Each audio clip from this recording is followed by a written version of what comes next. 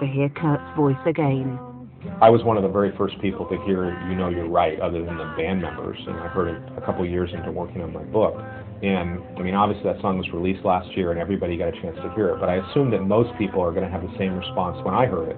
When I heard it, what really surprised me is that it was like I never thought I'd hear that voice again, especially singing such a powerful, emotionally Latin song. And I was almost in tears hearing it, because I was just shocked that there was another great Nirvana song that hadn't been released. There was something about the way he sang that really moves me. I think that Kurt was able to put a lot of emotion in everything he did.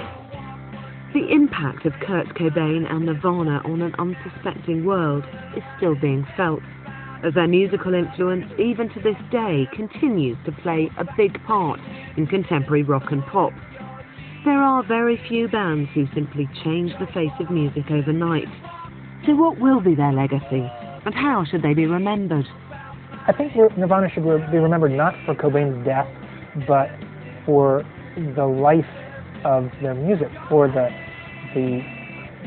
inspiration of his melodic gift, for the extreme seriousness of his artistic enterprise, for the sense of play that he infused it with.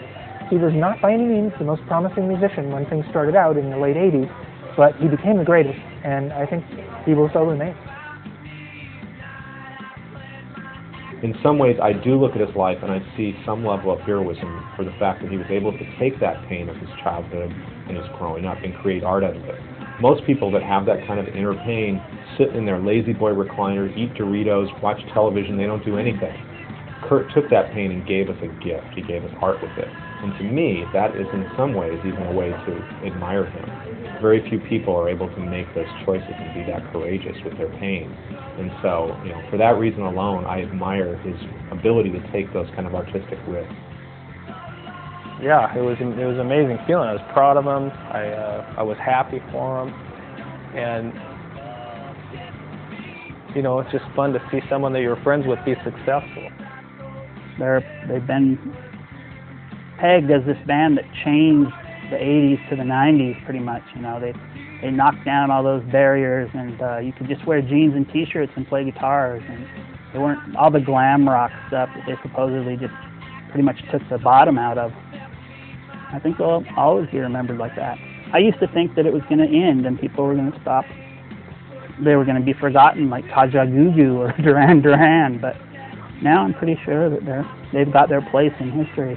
Nirvana was a band that connected with people, the sensibilities. I mean, that whole Beatles sort of get in there and hook 'em thing. Kurt was into that, and he knew how to do it like a master.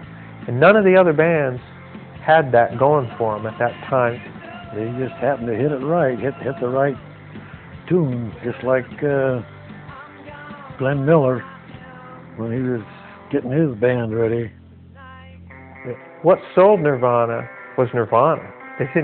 You just had to hear them. That's all you had to do.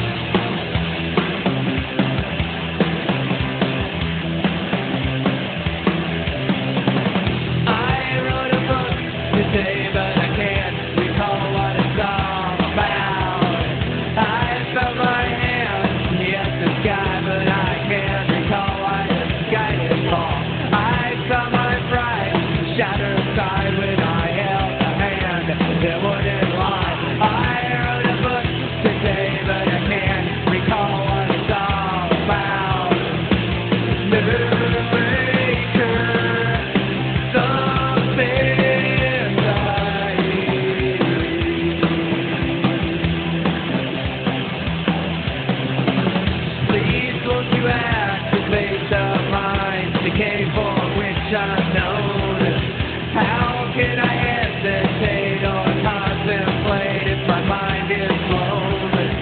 The moon, the sun, the stars won't care to know if I'm from Mars.